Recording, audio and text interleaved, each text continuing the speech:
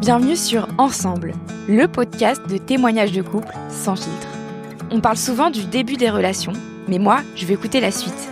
Les doutes, les crises, les remises en question, mais aussi les joies, les apprentissages, les évolutions. Alors avec Ensemble, on plonge dans l'intimité d'amoureux qui nous racontent leur histoire à deux voix. Ils partagent avec nous les hauts et les bas de leur relation, les clés qui les ont aidés à durer et les leçons tirées de leur vie à deux. Ici, pas de couple goal, pas de recette magique, juste des récits vrais, inspirants et déculpabilisants. Alors rendez-vous chaque lundi pour découvrir un nouveau témoignage. Aujourd'hui, je reçois Anne-Chantal et Christian qui partagent leur vie depuis 49 ans. Dans cet épisode, on parle de ce qu'on préfère parfois cacher sous le tapis, de la difficulté d'être à la fois partenaire et parent, et de l'infidélité qu'ils ont réussi à dépasser et qui a permis à leur couple d'être encore plus alignés. On parle aussi de l'évolution de la sexualité et de la tendresse au fil des années. J'ai vraiment adoré les écouter et recueillir leurs témoignages sans filtre. Donc je vous souhaite une bonne écoute. Et avant ça, juste un petit disclaimer, j'avais une extinction de voix lors de l'enregistrement en juillet et donc j'ai un peu une voix de rockeuse, donc je m'en excuse. Bonne écoute. Bonjour Anne-Chantal et Christian, merci pour ce moment que vous m'accordez aujourd'hui. Pour rentrer dans l'interview, on va commencer par vous présenter l'un l'autre. Donc Anne-Chantal, si tu peux présenter Christian, et Christian, si tu peux présenter Anne-Chantal.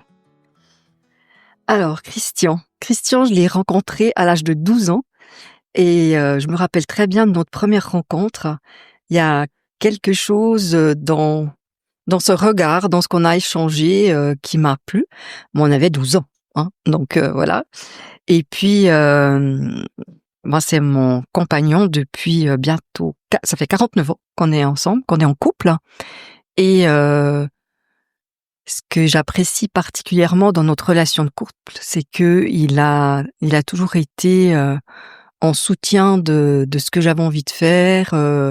Il m'a accompagnée dans mes changements d'orientation et toujours encouragé et vu mes lumières plutôt que mes ombres.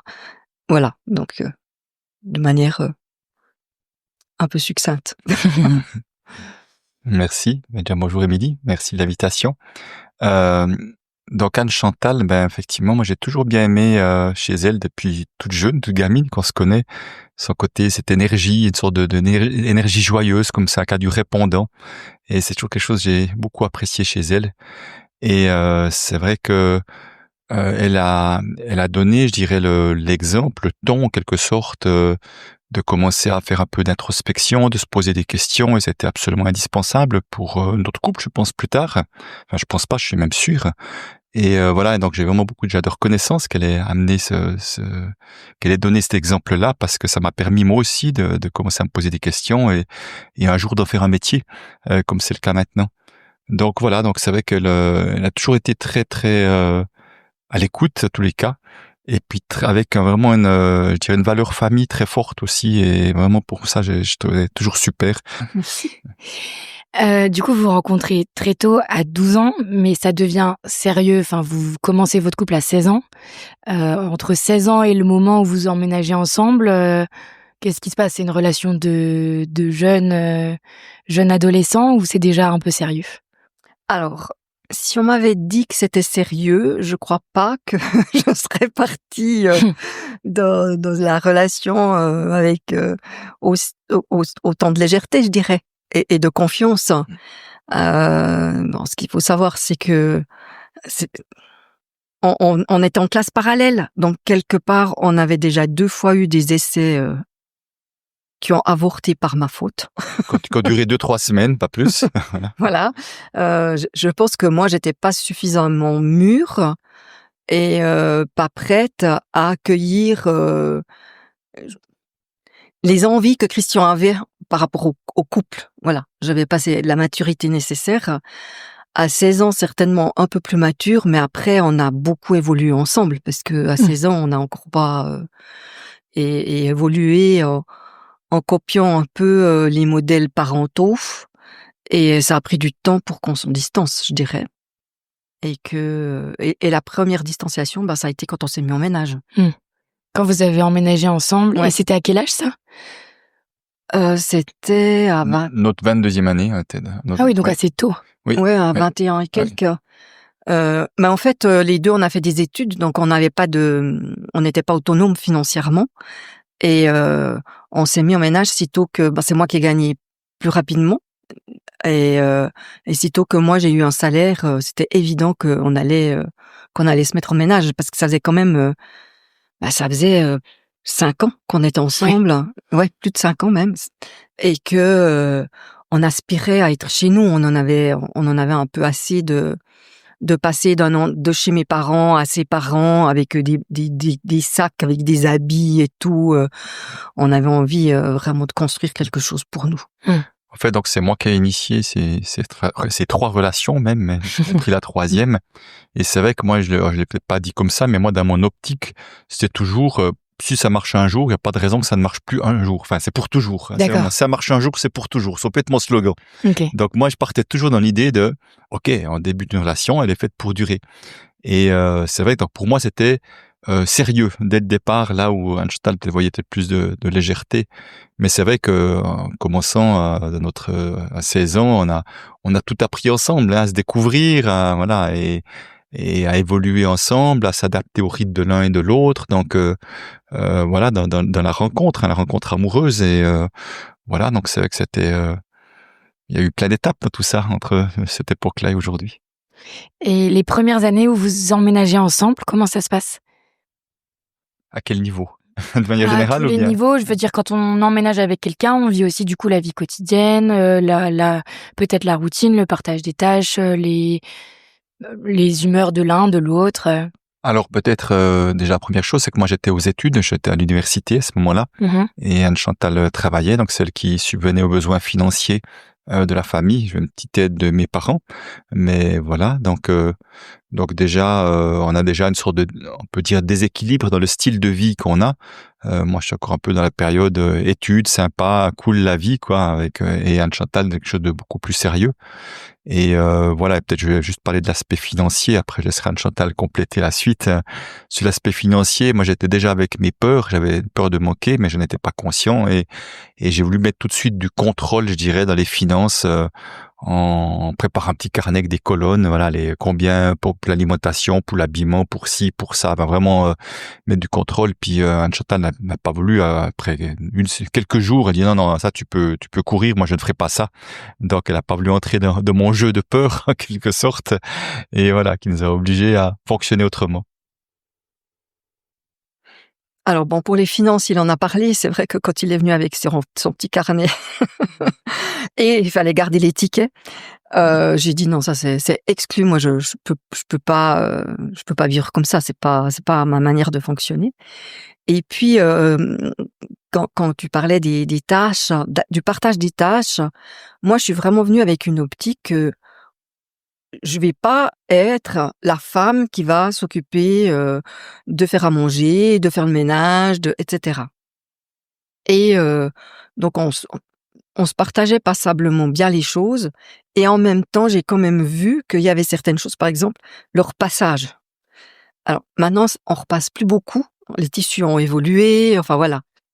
Mais donc il a décrété qu'une chemise c'était trop compliqué, donc il allait repasser ce qui était plat. Et dans ce qui était plat, il a décrété très vite que finalement ça valait pas la peine de les repasser. Donc tout est défilé, on peut le dire comme ça. On peut le dire. Donc au départ avec une idée vraiment on va se répartir les tâches, et ce que j'ai vu c'est que au fur et à mesure que ça a évolué avec l'arrivée des enfants et tout, on est quand même vite revenu dans quelque chose de plus traditionnel. Même si t'as toujours été faire des courses, t'as toujours fait des repas, il y a quand même eu, tu t'es levé la nuit pour les enfants, enfin voilà. Mais si on regarde vraiment, je dirais la charge mentale, c'est moi qui avais la charge mentale de traditionnelle, ce qui est depuis des générations porté par la femme. Peut-être sur la répartition des tâches, je trouve ce qui est important de voir aussi, c'est qu'on n'a pas les mêmes exigences l'un et l'autre aussi dans un couple, souvent en tout cas. Ça arrive souvent. Et effectivement, et quand une personne veut imposer ses exigences à l'autre, ça crée potentiellement de la tension, parce que pourquoi je ferais ça alors que pour moi ce n'est pas important, pour moi ça n'a pas, je vois pas le sens de faire ça. Moi je trouve pas que c'est sale, l'autre trouve que c'est sale. Donc c'est vrai que il y a un moment donné, il y a un truc comme si vraiment tu veux rester à ce niveau d'exigence, débrouille-toi quoi. Voilà, j'ai pas envie d'entrer à ça. Donc c'est vrai que à ce niveau-là, il y avait un peu de décalage entre nous. Voilà, oui, ça a pu créer des tensions, je dirais pas majeures, mais quand même de temps en temps. Ce sujet ou celui de l'argent, ça pouvait créer des tensions, des disputes, ou c'était plus des choses qui vous dérangeaient mais vous en parliez pas trop? Alors déjà, je dirais que l'argent, j'ai aucun souvenir qu'on ait eu des disputes au sujet de l'argent. Non, pas des disputes, pas de conflits dans le sens engueulade et autres. Je dirais que comme moi j'avais cette peur de manquer, ce qui se passe quand quelqu'un a peur de manquer, c'est qu'on a la perception, c'est que l'autre dépense toujours trop. Puisqu'on cherche à vouloir garder des économies pour se rassurer, en tout cas ce qui était mon cas. Donc parfois, pas au début, je dirais être un peu plus tard, des fois je pouvais lui reprocher sans forcément le nommer qu'elle achetait trop de fringues, de trucs et tout, c'était vraiment utile et tout ça. Donc il y avait ce truc chez moi, mais comme on avait au départ un fonctionnement qui était ni l'un ni l'autre n'aimions le conflit, on a plutôt peur du conflit, on venait chacun de deux familles où il n'y a pas vraiment de place pour le conflit, en tout cas vous étiez bien larvés s'il y en avait, qu'on a fonctionné un peu comme ça. Donc s'il y avait des désaccords, ça restait pour nous, ça ne partait pas en clash. Le clash n'a jamais été notre mode de fonctionnement. Je ne veux pas dire qu'il n'y en a pas eu, mais ils ont comme été rares. Oui. En fait, on achetait la paix. Ouais. Voilà. Mettre un peu sous le tapis. Ouais, mais pas des gros enfin, tu mettais plus sous le tapis que moi. Moi, je suis plus réactive, donc j'ai un peu de peine à mettre sous le tapis. Disons que si, même ça se voit. Disons que si elle le dit pas, ça se voit sur son visage. C'est ça. Aussi. Mais non, je dirais que ça n'a pas été des gros sujets de dispute. Parce que finalement, au niveau de l'argent, des fois, ce que je vois, je connais évidemment bien ce thème-là, c'est que parfois, il y a un dépensier, puis un qui veut garder l'argent, donc des fonctionnements très différents. Puis nous, au fond, on était plutôt deux personnes assez raisonnables. Aucun n'avait de folie de grandeur et autres. Donc même si moi, j'avais plus peur qu'elle, mais disons qu'on se retrouvait comme assez dans notre fonctionnement à cet endroit-là, et c'est vrai qu'on n'avait pas de grandes envies. Et comment vous faisiez à l'époque? Vous mettiez tout en commun ou chacun avait un peu ses comptes séparés? On a toujours eu tout en commun. Ok. Ouais. Encore enfin, on a des comptes séparés, mais Christian a des procurations sur mes comptes, moi j'ai des procurations sur les siens. On a accès à tout. On a accès à tout. Je dirais que en tout cas à l'intérieur de moi, je vais pas parler pour toi, mais en tout cas à l'intérieur de moi, c'était notre argent. C'est pas son argent ou le mien ou. Ouais, pour moi tout ça a toujours été très clair à cet endroit-là, sauf si d'un coup que Einstein a reçu une donation, quelque chose, ça c'est son argent. Pour moi c'est très clair, ça vient de sa famille, donc c'est à elle de décider si elle veut faire quelque chose de perso ou pour la famille ou autre chose. Mais autrement, on a toujours vu notre argent, et c'est vrai que ça a aussi bien aidé dans le sens qu'il n'y a pas de cachotterie à cet endroit-là, parce que c'est des choses qui peuvent arriver. Et c'est vrai qu'on a même on s'est eu donné de l'argent de poche, puis finalement on a arrêté. Enfin, on a essayé, on a fait plus différents essais, mais finalement on a tout arrêté parce que on a juste confiance que l'un et l'autre, s'il y a une grosse dépense, il en parlera à l'autre, et puis s'il y a des dépenses qui sont vraiment tout à fait raisonnables dans nos moyens financiers, chacun est libre de faire ce qui est juste pour lui. Donc voilà, ça se fait très naturellement. Et alors, quand est-ce que vous décidez de peut-être encore plus vous engager par un mariage ou des enfants? Comment ça se passe? Le mariage, je te laisse expliquer. Le mariage, je vais expliquer. Alors, le mariage, c'est moi. J'ai vraiment mis la pression parce que Christian voulait pas se marier à ce moment-là. C'est pas qu'il voulait pas se marier du tout, mais en tout cas pas à ce moment-là, parce que il était étudiant encore. Puis il me disait mais je suis étudiant, je vais pas me marier. Enfin voilà. Moi je lui ai dit mais c'est pas un argument. Donc voilà, j'ai négocié. Mais en fait, des années plus tard, quand j'ai commencé vraiment à faire du travail de connaissance de soi et puis un peu de décortiquer, etc.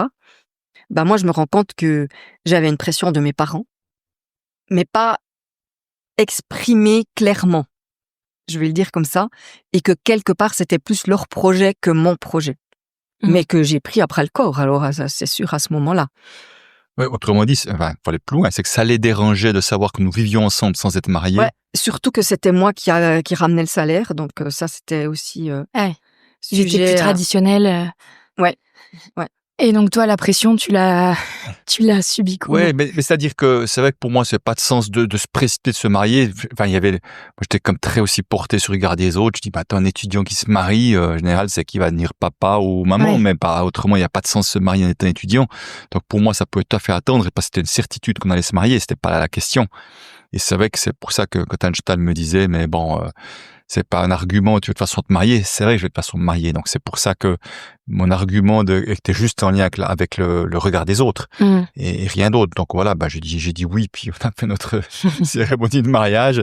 Mais au fond, voilà, ça aurait été 2 ans après, ça aurait à peu près rien changé du tout. Et les enfants sont arrivés quand? Vous en avez 2, c'est ça? 3. 3. On a 3 enfants. Notre fille est arrivée. On Alors avait c'est 26 rigolo. ans. On avait 26 ans. On avait 26 ans. En fait, notre fille, elle est née le jour exactement à la même date que quand on a commencé de sortir ensemble. Oui, c'est vrai, c'est l'anniversaire 9 ans, le jour où C'est elle est un née. joli signe. Ouais. Ouais. Donc on avait 26, 28 et 30 ans. On avait juste pas 30 ans pour la naissance du 3e. Donc Ouais. Ah oui, ça s'est enchaîné. Ouais. Ouais. OK. C'était 30 ans, c'était derrière. c'était une volonté. Ouais. Et alors, Ouais. comment c'est ces premiers pas dans la parentalité? Et puis après, quand tout s'enchaîne, qu'est-ce que ça fait à votre couple, à votre relation?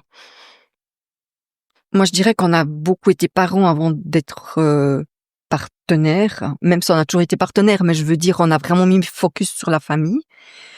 Le début, retour de la maternité, j'avais l'impression d'avoir mis en route quelque chose qui s'arrêterait jamais. Et ça me stressait en sachant que j'ai eu un accouchement tout à fait normal, mais que j'ai fait une éclampsie après. Mmh. Donc voilà, ça a été Physiquement, t'étais même un peu abîmée. physiquement, j'étais vraiment, j'ai été bien secouée physiquement, quoi. J'avais été hospitalisée une semaine avant que j'accouche, et je pense que tout ça m'a beaucoup brassée. Et ce qu'il y a aussi, c'est que cet accouchement, c'est comme si ça avait, enfin, déjà avec la grossesse, mais l'accouchement encore plus, ça avait enlevé la carapace que j'avais mis depuis l'âge d'une dizaine d'années suite à des événements à l'école. Et tout d'un coup, c'est comme si j'avais ouvert l'accès aux émotions. Et il y avait des craintes, il y avait des peurs. C'était pas génial, j'ai un bébé, je vais m'éclater, quoi. Mmh. Ouais, puis après, c'est que le 2e arrive, on a changé de lieu de vie, on habite la Suisse allemande où ça parle allemand. On vient d'arriver depuis quelques mois quand 2 mois. quand Anne-Chantal accouche. Donc c'était un peu une zone un moment un peu particulier. Puis même le 3e, on vient d'arriver ici depuis moins d'une année aussi. Donc les 2 suivants sont arrivés en même temps qu'il y a des changements de lieu pratiquement. Mm. Et c'est vrai que c'était un peu, il y avait plusieurs choses à On n'était pas mettre en très place conscients. ensemble. On Oui. n'était pas très conscients parce Non. que on les a voulu. Hein. Je veux Ouais. dire, ils sont pas arrivés par hasard. Ouais. Hein. Mmh. Mais c'est vrai que moi, je suis arrivée à Zurich enceinte de 7 mois dans une langue où je comprenais pas tout. Ça veut dire retrouver un gynéco, accoucher, voilà, dans un hôpital où t'as pas de repères, où t'as personne autour de toi. Mmh. Et ça, c'était quand même assez stressant en fait. Puis pour revenir à ta question, Émilie, moi vraiment ce que je vois vraiment dans les couples, c'est qu'effectivement quand on devient parent, en général, pour beaucoup, c'est que soit on devient très parent un peu au détriment du couple, au détriment du partenaire. Certains restent très partenaires et moins parents. Et c'est assez rare, je trouve, ceux qui arrivent vraiment à mettre l'équilibre entre les deux. Et je pense vraiment que dans notre couple, Anne-Chantal était plus parent que moi un peu plus partenaire qu'elle, pas dans les extrêmes, mais je vois vraiment, et qui était exactement nos modèles familiaux Non, finalement. modèle film. Oui, Moi, j'avais des exactement. parents qui étaient plus partenaires que parents, et toi, c'était l'inverse en fait. Ouais. Et je pense qu'on a vraiment reproduit ça. Donc ça, c'est vraiment un point de vigilance parce que les couples peuvent vite se perdre à ce moment-là quand un jette son dévolu sur les enfants, puis le partenaire a l'impression qu'il n'existe plus. Et d'ailleurs, c'est vrai que Anne-Chantal aurait voulu un 4e enfant. Et moi, j'ai vraiment mis les pieds contre le mur. Mais c'est vraiment bien des années après que j'ai vraiment pris conscience en me disant, mais avec un 4e enfant, je crois qu'il n'y aurait plus de place pour moi. Il y a vraiment une peur inconsciente derrière de plus avoir de place là au milieu. Je pense que c'est pour ça que, justement, moi, en tant que partenaire. Mmh. D'ailleurs, quand notre fille a eu son premier enfant, j'avais dit que je le garderais volontiers un jour dans la semaine, parce que je travaillais sinon. Et puis pour moi c'était un jour oui, mais enfin je veux pas me substituer au travail des parents. Et j'avais dit cet enfant je le garde volontiers à dormir pour que vous ayez une soirée en couple. Et là t'as vu, on a notre troisième enfant, ils vont devenir parents au mois de septembre, et elle leur a déjà dit profitez, parce que c'est vraiment génial, profitez de cette soirée libre qu'on peut avoir, quoi. Vous aviez pas cette soirée libre? Non, on n'avait Non. pas, justement. C'est pour ça qu'on avait cette conscience que d'avoir ces moments précieux, tu vois, où il n'y a pas d'enfants à la maison, tu peux vraiment, t'as une soirée pour toi. Chaque semaine, c'est déjà quelque chose par rapport à rien, quoi, d'avoir une soirée, enfin, potentiellement couple, ils en font ce qu'ils veulent de leur soirée, évidemment, mais ce moment privilégié de couple, c'est pour ça que c'était vraiment une excellente idée qu'Anne Chantal avait. Vous êtes un peu distancié à ce moment-là? Dans la petite enfance de vos enfants? Si, on a pris la distance, là? Ouais. Non, moi je dirais pas ça. Non, Non. je pense pas non plus, je dirais pas ça non plus. Après, ce qu'il y a eu peut-être, c'est que, justement, quand on était à Zurich, qu'on a eu le deuxième enfant, donc on a une fille d'abord, après 2 fils. Moi, avec notre fille Nathalie, j'avais vraiment pris mes marques et tout, et était bien. Et quand le nouveau arrivait, Anne Chantal elle s'en occupait. Je me souviens qu'un jour, elle m'a dit, mais Christian, t'es aussi papa de ce garçon-là. C'est comme si moi, je disais, ok, moi je m'occupe d'elle, j'ai mes habitudes, ça fonctionne bien, et Anne Chantal va s'occuper de Joël, et qu'il y avait comme chacun, on va se répartir les enfants en 2 comme ça. Et là, elle m'a mise en garde avec raison, si on veut, parce que c'était juste une question d'être à l'aise ou pas. Mais je dirais que après, moi, je travaillais à cette époque, et puis Anne-Chantal a travaillé des moments oui, des moments non durant cette période-là aussi. Donc, ça pendant change un 4 peu. ans, en fait. Ouais, t'as pas travaillé pendant 4 ans, c'est Oui, ça? parce que moi, à cette époque-là, j'étais enseignante. Et quand on est parti à Zurich, ça parle suisse-allemand. Et moi, je pouvais pas enseigner en suisse-allemand, je maîtrisais pas la langue. Après, on est parti en Angleterre. De nouveau, la même chose. Et c'est vrai que ça a été 4 ans où j'étais à la maison avec les enfants. Et moi, alors je dis moi parce que je pense qu'il y a des femmes qui s'épanouissent vraiment là-dedans, mais moi, pas du tout. Moi, ça me manquait vraiment le côté d'être à l'extérieur, d'avoir autre chose que les enfants. Et puis, de toute façon, la contribution, la transmission, c'est quelque chose qui m'a toujours portée. Et j'étais pas comblée de m'occuper, de contribuer juste à l'éducation de mes enfants. Et vous déménagez par rapport à ton travail, Christian? Oui, c'est ça. Okay. C'est-à-dire que moi, une fois que j'ai fini l'université, j'ai commencé à faire des stages et tout. Il y avait pour avoir peut-être des meilleures possibilités, c'est important que j'aille au siège à Zurich, que j'apprenne la langue en Angleterre. Donc, Anne Chantal a été prête, je dirais, à sacrifier des moments de vie professionnels pour pouvoir effectivement m'aider à moi me donner le maximum de chance, en fait. Donc ça, c'était vraiment vraiment très chouette, parce que je prends bien conscience, c'était pas facile pour elle. Quand on travaille à l'extérieur, moi je suis à la journée, j'ai mon truc, et elle toute la journée, elle doit se débrouiller avec le vide un peu, de connaître personne. Enfin, c'est à elle de reconstruire quelque chose, où pour moi c'est plus facile. Et c'était des discussions entre vous avant de partir et pendant? On n'en a pas beaucoup parlé parce que je crois que moi j'avais pas conscience au-devant de quoi j'allais. Ouais, mais tu te rappelles, moi j'aurais pu aller ou à Genève ou à Zurich. Alors à Genève, c'était le confort d'avoir la même langue et tout, mais j'avais en tout cas l'intuition que à Zurich c'était le siège, et je disais c'est là que ça sera juste d'y aller. Et je pense que c'était une vraie bonne expérience en tous les cas. Enfin, je pense pour moi et même pour la famille aussi. Je me rappelle pas du tout que tu avais la possibilité d'aller à Genève, tu vois. Ouais. Mais ça a été dur. Et vraiment, je me rappelle, j'ai une amie qui est venue m'aider quand on déménageait, puis j'avançais pas. Puis elle m'a dit, mais Anne Chantal, c'est pas toi. Mais je sens très clairement, j'avais dit oui, mais sans discuter, c'était évident. Et à l'époque, on n'aurait même pas pu imaginer que tu ailles la semaine à Zurich, et puis que tu rentres le week-end, puis que moi je garde mes marques là où sur Neuchâtel où on habitait. C'était impensable de se séparer. Voilà.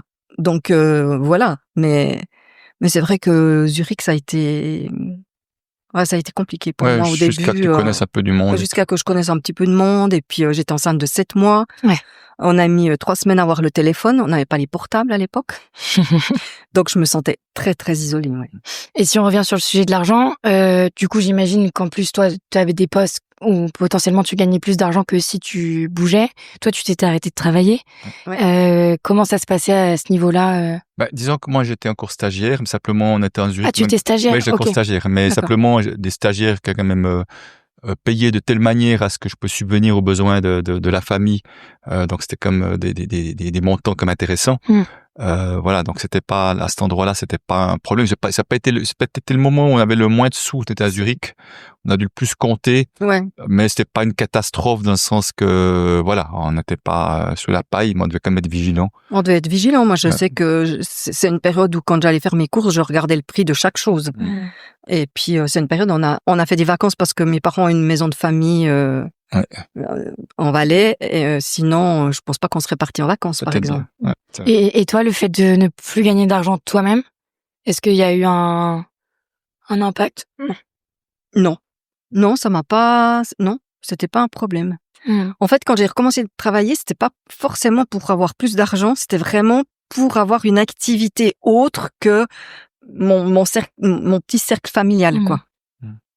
Ok. Ouais. Oui, c'est vrai que encore une fois, le fait que c'était notre argent faisait que je pense que c'était pas difficile pour elle à ce moment-là. Plus tard, tu disais, j'avais envie d'avoir mon indépendance financière ou gagner mon argent, mais ça arrivait plus tard, en fait.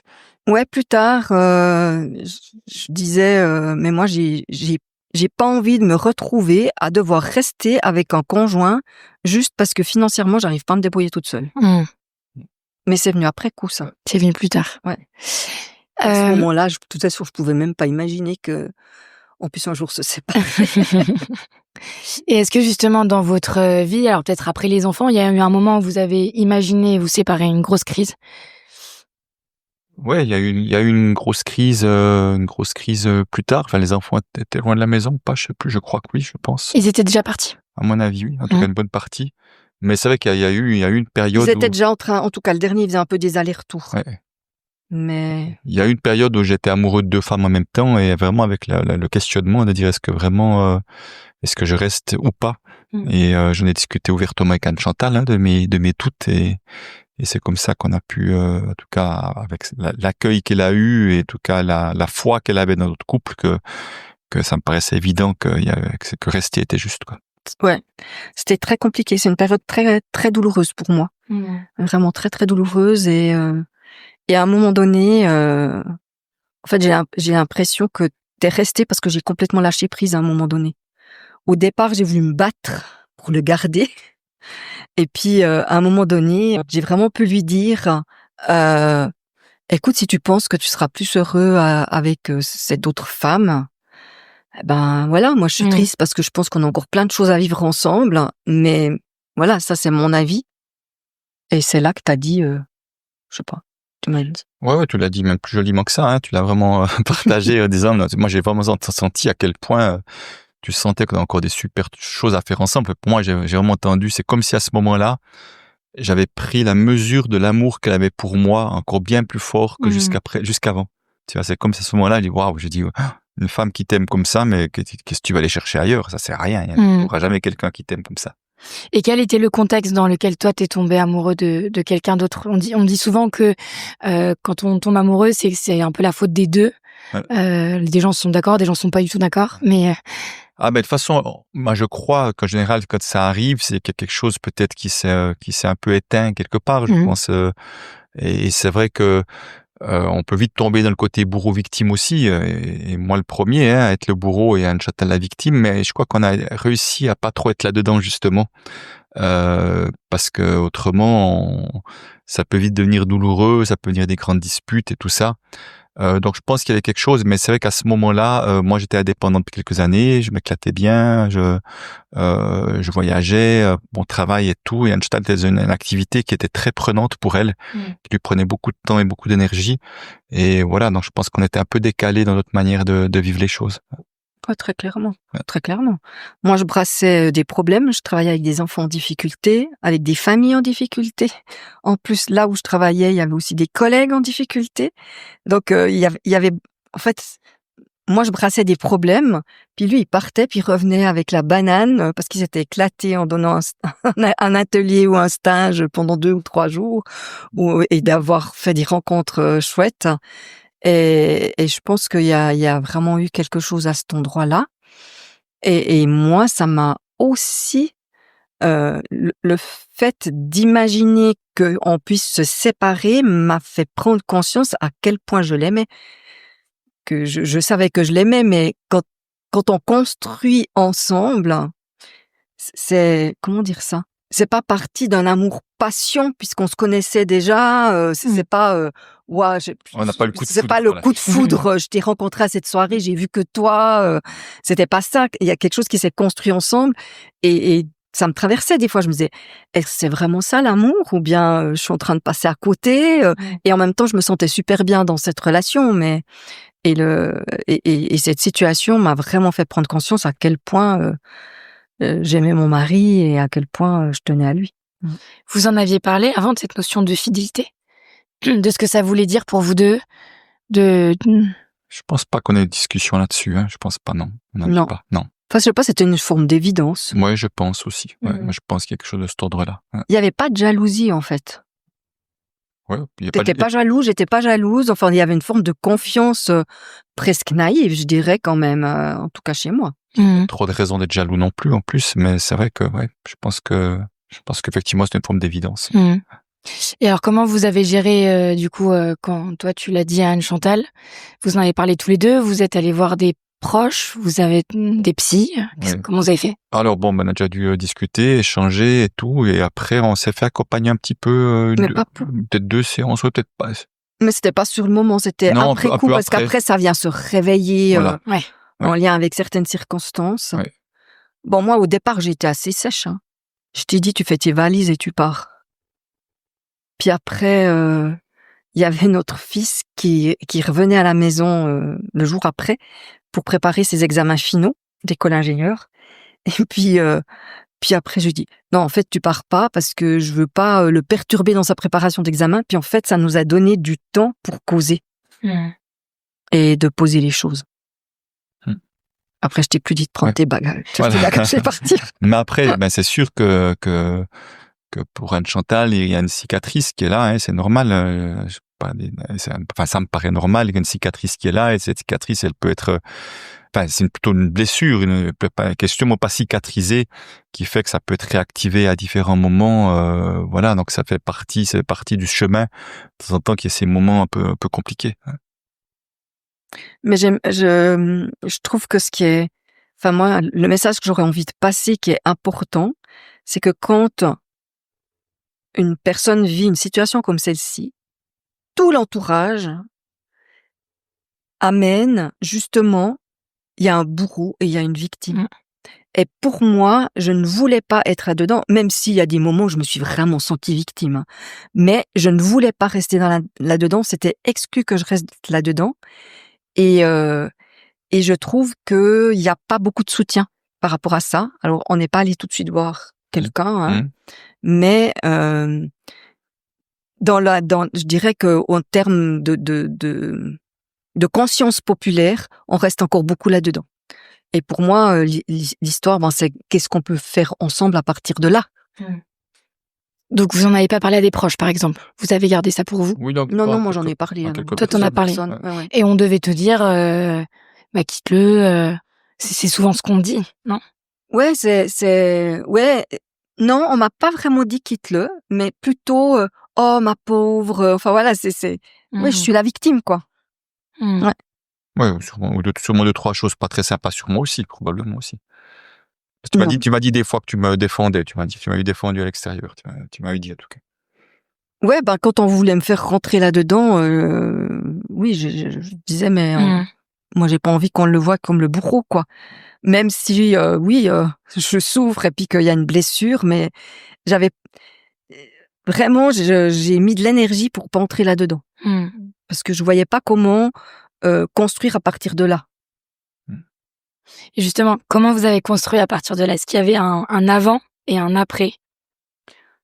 Moi, ce que je dirais, c'est très clairement, l'avant et l'après, c'est que on a été plus à l'aise avec les conflits. Ouais. Je pense qu'on s'est beaucoup plus dit les choses parce que moi, j'ai rien vu venir, en fait.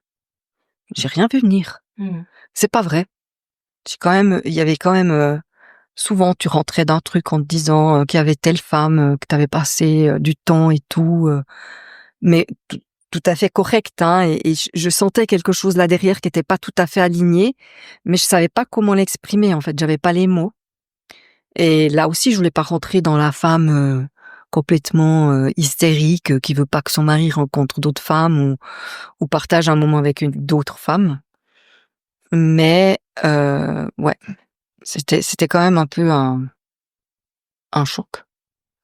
Alors, puis après, il y a ce qu'il y a eu aussi quand même qui a beaucoup changé les choses, c'est que je pense 2 ou 3 ans après, toi, tu quittes ton emploi pour devenir indépendante dans un métier parallèle au mien, si on veut, et avec des choses qu'on fait ensemble aussi. Et puis ça nous rapproche beaucoup aussi. Là où on avait un gros écart dans ce qu'on vivait au quotidien, tout à coup, il y a quelque chose qui nous rapproche quand même passablement dans le style de vie qu'on va mener. Ouais, parce que moi, dans mes dernières années de salariat, en fait, je travaillais énormément et j'étais épuisée, mais épuisée au point que le week-end, j'avais juste envie de rien faire, quoi.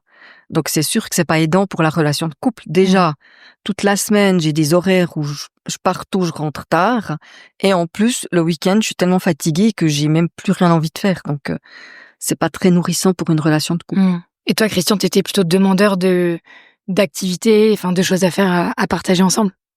Écoute, je me souviens pas très bien parce que moi j'avais aussi, parfois je partais, j'animais des week-ends, parfois j'étais là la semaine, mais c'est vrai qu'il y a des moments où j'étais beaucoup à la maison en semaine et que toi tu travaillais beaucoup. Et je sais que par contre je passais, moi, une manière d'être en lien avec toi, c'est que je passais beaucoup de temps à t'écouter, à te conseiller. Voilà, je me suis formé au coaching, mais j'étais un peu le coach à la maison, hein. Et c'est vrai que j'étais, moi, dans ma manière de te soutenir, c'était quand même beaucoup être à l'écoute. Il y avait vraiment un endroit où tu pouvais un peu te déverser, poser les choses avec moi pour t'aider concrètement, ouais, hein. Parce que moi j'ai fait un master en plus de mon activité, et moi je me rappelle que peu avant que ça sorte, j'avais des examens, il préparait les repas, il m'amenait une tasse de thé, enfin il avait été super encadrant, enfin super soutenant. C'est aussi pour ça que je crois que je suis à ce point-là tombée des nues. Ouais. Et donc quand tu dis, Anne-Chantal, que vos conflits, enfin en tout cas vous vous autorisez peut-être plus à rentrer en conflit, concrètement ça veut dire que vous mettiez moins sous le tapis les choses qui allaient pas forcément que sur la fidélité, mais sur tous les sujets. Moi, je pense qu'on met plus beaucoup sous le tapis, à mon avis. Non, j'ai pas l'impression. Après, c'est vrai que je pense qu'on a comme des manières de voir la vie, de voir beaucoup de choses très proches l'une de l'autre. Tu vois, ça aide beaucoup, hein.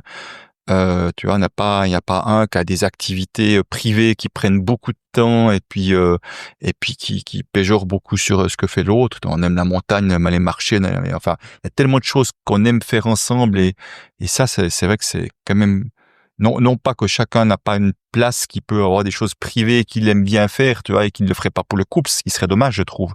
Mais disons que ça a quand même été bien facilitant, je trouve, d'avoir tellement de points communs dans notre manière d'appréhender la vie et d'aimer faire les choses, quoi. Donc, ça veut dire que, oui, on a des choses à se dire, mais on se les dit plutôt au fur et à mesure. Et puis, on a surtout, je crois aussi, développé quand même une très bonne capacité, avec toutes ces 15 dernières années, à revenir à soi et vraiment à prendre ce qui nous appartient, à voir que c'est mon vécu qui se réveille, c'est mes blessures qui se réveillent quand l'autre réagit comme ça, et de pouvoir communiquer en disant voilà ce qui a été réveillé chez moi, tu vois, c'est pas le tu qui tue, tu vois, c'est vraiment voilà ce que je ressens, voilà ce que je vis quand il se passe ça, et ça m'appartient, tu vois, et l'autre peut aussi le dire, et tout à coup là on peut se rencontrer, mais tant que des fois, on voyait que on était à vouloir reprocher quelque chose à l'autre, on dit, oh, stop, on va pas y arriver. Chacun va dans son coin et on prend un temps et on se retrouve après, tu vois. Et c'est pour ça que d'avoir cette capacité-là, ça désamorçait beaucoup de conflits aussi. Ou dès qu'ils apparaissaient, on pouvait très vite, finalement, revenir à quelque chose de plus tranquille. Comment vous avez vécu les différents changements? Parce que vous êtes connu à 16 ans. Aujourd'hui, vous êtes pas très loin de l'âge de la retraite, il me semble. On a l'âge vous avez l'âge de la retraite, que vous ne prenez pas encore. Non. Comment on vit les changements à la fois de phase de la vie de l'autre, parce que en fait, on se rencontre à 16 ans, on est un jeune adolescent, après on s'épanouit dans la carrière, on devient parent. Après, on vieillit, on n'a peut-être plus les mêmes passions, les mêmes comportements, les mêmes façons de penser. Comment c'est une question hyper large, mais comment vous avez réussi à pas vous éloigner ou en tout cas à toujours un peu suivre l'autre, être curieux de l'autre sur la durée? Moi, j'ai la sensation que on a un peu avancé. Il y en a un qui fait des pas et Qui entraîne l'autre. il entraîne l'autre. Puis après, c'est peut-être l'autre et il entraîne l'autre. Et en fait, que ça s'est construit comme ça. Ça c'est pas à part cette histoire d'infidélité, ça s'est pas construit sur des crises. C'est Ouais, puis je pense la différence de notre couple par rapport à beaucoup de couples qu'on voit, en tout cas dans le monde, j'aime pas ce mot, mais j'utilise le mot développement personnel, c'est que, alors c'est déjà un monde, il y a 80% de femmes et 20% d'hommes à peu près déjà.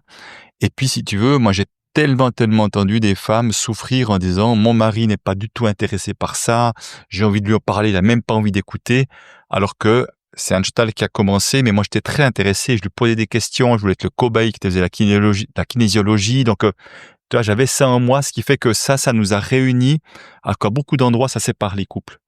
Et comme on a commencé ça, toi avant tes 40 ans, moi à peu près à mes 40 ans, ouais, c'est bien ça. j'avais bien avant. Non, mais oui, mais moi c'était juste avant mes 40 ans pour moi. Et toi, quelques années avant. Si on veut, on a évolué ensemble. Et ça, c'était vraiment une grande chance, si tu veux, de cette découverte de soi, d'apprendre à aller voir nos blessures, dans nos comportements, nos aspirations. Donc, tout ça s'est fait en parallèle, comme tu dis, avec des rythmes plus ou moins, pas tout à fait identiques, mais dans la même mouvance. Ça a été beaucoup plus facile. Parce que là, il y a beaucoup de personnes où justement, à un moment donné, ça se sépare parce qu'il y a trop d'écart entre le fonctionnement de l'un et l'autre. Et nous, on a, au contraire, je dirais que nos comportements, nos fonctionnements se sont plutôt encore un peu plus rapprochés parce qu'il y a plus de connaissance de soi que l'inverse. Et qu'aujourd'hui, je dis, c'est ma perception, mais je trouve qu'on vit les plus belles années de notre vie, de cette manière, dans le sens à plein de points de vue, je trouve. Non pas que les autres étaient pas belles, c'est pas ça que je veux dire, mais en tout cas, en termes de conscience de soi, en tout cas. Je dirais oui, parce que en faisant tout ce chemin, on enlève un peu des couches qu'on croit être nous, mais qui sont pas nous, en fait. Donc, je pense qu'on s'est rapproché de plus en plus de qui on est vraiment. Et puis, dans ce qui on est vraiment, il y a une vraie connexion, une réelle connexion. Et comment parce que vos corps changent aussi. Toi, je crois, Christian, que tu as publié sur ton blog, j'avais vu ça pour l'anniversaire d'Anne Chantal il y a quelques jours, quelque chose en disant, voilà, on se voit vieillir. Comment vous viviez ça tous les deux? Parce que vous êtes connus, vous étiez 16 ans, on est dans la force de l'âge. C'est pas évident je pense, de vieillir déjà soi-même, de se voir vieillir, mais quand l'autre en plus il fait un peu miroir, comment vous vivez ça? Ce que je partageais effectivement, c'est que même si le cours d'Anne Chantal change un peu, il y a peut-être 2-3 rondeurs qu'il n'y avait pas avant, mais quelque part je la trouve toujours aussi belle parce que la manière dont je la vois est au-delà de juste un cours physique, tu vois. Je vois tellement plus que ça, même si le corps en fait partie, si tu veux. Mais voilà, c'est que, mais en tout cas, mon regard sur elle est toujours plein d'amour en fait. Et je crois que c'est ça qui est derrière, tu vois, parce qu'autrement, je pense que justement, si on commence à moins s'aimer, on va commencer à voir entre guillemets, les défauts de l'autre avec plus d'acuité au détriment d'autres choses. Et je crois que c'est pas, en tout cas, en ce qui me concerne, c'est pas le cas. Moi non plus. Non. Ouais, c'est pas, nos corps, ils ont changé ensemble. Donc, puis, voilà, quand je regarde les autres hommes de l'âge de mon mari, je me dis que j'étais en banlieue. Mais c'est vrai qu'en fait, en parlant là, on disait comme s'il y a beaucoup de choses qui avaient changé en même temps chez nous. Et c'est vrai que nous, on a pris quelques rondeurs, les deux, mais j'ose le dire comme ça, on a quand même plutôt bien foutu, effectivement, encore l'un et l'autre pour notre âge et tout. Et puis, je veux dire, physiquement, on est en forme, on va marcher en montagne et tout, on a encore une belle forme et tout. Donc, et ça aussi, c'est une chance, tu vois, c'est pas un qui peut aller marcher, l'autre qui peut plus. Enfin, il y a quand même beaucoup de choses qu'on peut continuer de faire ensemble, même si il y a des fois des petits écarts là aujourd'hui maintenant. Je dirais je sais pas si c'est une chance, je sais pas comment faut dire ça, mais on n'a pas eu des gros, tu vois, des maladies graves ou des accidents graves, ou on n'a rien eu de ça à traverser en fait. quand on se retourne sur notre vie, il n'y a pas eu des gros événements souffrants. Donc, ce qui ne veut pas dire qu'il n'y a pas eu de souffrance, puis qu'il n'y a pas eu des... Bien sûr. Mais on n'a pas eu à faire face à des défis. Voilà, enfin, nous, on a des couples d'amis où il y en a un des deux qui est décédé à 50 ans. Ou, je veux dire, c'est quand même des chocs de la vie très importants. Je touche du bois, mais pour l'instant, en tout cas, on n'a pas eu ce genre de choses à traverser. Donc, ça aide à rester en forme aussi. Ouais. Et au niveau, quand on parle de corps, de la tendresse, de la sensualité, voire de la sexualité, comment on fait aussi pour peut-être se réinventer? Parce qu'en fait, on n'a pas la même sexualité à 16 ans, à 25, à 35 et aujourd'hui. Alors, c'est clair que ça évolue, que le rythme est pas le même, et en même temps, toi, t'avais initié le tantra à l'époque, hein, et je pense que c'était bienvenu d'aller voir la sexualité peut-être d'une autre manière. Hein. Et moi, je dirais qu'il y a de plus en plus de tendresse et peut-être moins d'actes purs sexuels. Et voilà, mais on n'a pas toujours été synchro là-dedans. C'est clair. Ouais, mais c'est vrai que je pense que il y a vraiment de la place pour le toucher, si tu veux, dans notre relation. Et je dirais que la sexualité a jamais été un thème, je dirais, très prégnant comme ça. Tu vois, il y a pas. Oui, la plupart du temps, c'est peut-être moi qui aurais aspiré à plus qu'elle à cet endroit-là, mais il n'y a jamais eu un gros écart, je dirais, qui fait que c'était insupportable, en tout cas, ou rarement en tous les cas. Et que voilà, donc nos besoins à cet endroit-là, ils sont certainement pas aussi grands que d'autres, parce que pour nous, se prendre dans les bras longuement, marcher, se tenir la main comme on le fait souvent, enfin, ça fait partie de cette tendresse qui est très nourrissante aussi au niveau du couple. Donc c'est pas que la sexualité n'a plus de place, mais en tout cas, elle prend moins de place et on est assez tranquille avec ça. Est-ce qu'il y a quelque chose dont on n'a pas parlé, dont vous aimeriez parler? Peut-être ce qui me vient aussi, c'est là maintenant, c'est que je crois qu'on est tous plus ou moins naturellement dans un esprit de manque, un esprit d'abondance. Autrement dit, est-ce qu'on met l'accent sur ce qui ne va pas plutôt que ce qui va bien? Et puis je pense qu'on était les deux, on a pu être parfois dans un esprit de manque l'un et l'autre, pas forcément au même endroit, même niveau, mais ce qui est quand même toujours un peu plus compliqué.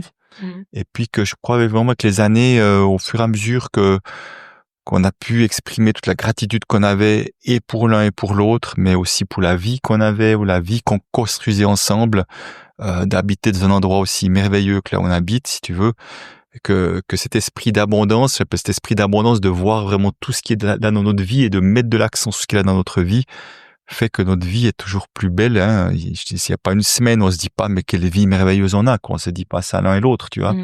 Donc ça, je pense que c'est pour ça que je disais, on vit aussi des années extraordinaires, parce que on a vraiment cette sensation d'être des privilégiés, acteurs de notre vie et privilégiés de cette vie-là. Et je pense que c'est vraiment important de savoir nourrir tout ce qui est déjà là, toute cette chance qu'on a là, parce que c'est malheureusement pas le cas, je vois, pour beaucoup de couples, quoi. Et vous avez décidé d'écrire un livre il y a quelques années pour témoigner de vos un peu plus de 40 années de couple. Pourquoi vous avez voulu faire ça tous les deux? On n'a pas les mêmes souvenirs. On n'a pas les mêmes souvenirs, c'est pour ça qu'on rigole. Mais je crois que, en fait, tout à l'heure, quand on te disait que quand on allait à des ateliers, à des séminaires, à des formations ensemble, on a entendu des dizaines et des dizaines de fois que notre couple était inspirant, et il y a un moment donné où... Le couple Gaulle, on dit ça aujourd'hui, le couple Gaulle. Ah bon, je ne sais pas, mais... Et à un moment donné, alors il semblerait que c'est moi, j'ai dit, mais on devrait mettre par écrit tout ce qui nous a aidés, tout ce qui nous a permis d'avancer, et puis d'avancer avec quand même beaucoup de sérénité, quoi, avec des hauts et des bas, comme dans tous les couples, mais quand même de manière générale, on a quand même vécu beaucoup de hauts, puis pas beaucoup de bas. Voilà, mais il y a plein d'outils, il y a plein de manières de connaissance de soi qui fait que tu vois, quand on commence à mieux se connaître, mieux connaître les comportements de l'autre, on arrive à être beaucoup plus dans une sorte d'acceptation, d'accueil de ce que vit l'autre, parce qu'on sait que c'est son fonctionnement. là où avant le fonctionnement m'agace, à coup on dit ok, je sais que c'est comme ça que ça se manifeste chez elle, le stress ci ou ça est chez moi, et si tu veux ça nous a beaucoup aidé. Donc c'est pour ça qu'on a envie de témoigner de ça, parce que c'est vrai que on a aussi une assez grande facilité à montrer notre tendresse l'un pour l'autre de manière naturelle, si tu veux, et ça touche beaucoup les gens. Et c'est pour ça qu'on se dit, tiens, si ça peut aider d'autres couples à traverser des crises, à mieux se connaître, à mieux se rencontrer, ça aurait du sens. Vous avez le titre du livre pour Oui, Réussir son couple, c'est le titre du livre avec un sous-titre qui était 40 ans d'expérience. Voilà, mais le sous-titre est faux chaque année. C'est plus 10 maintenant. Voilà, quand même pas, mais disons, on parlait plus depuis qu'on était en couple, vraiment qu'on vivait sous le même toit.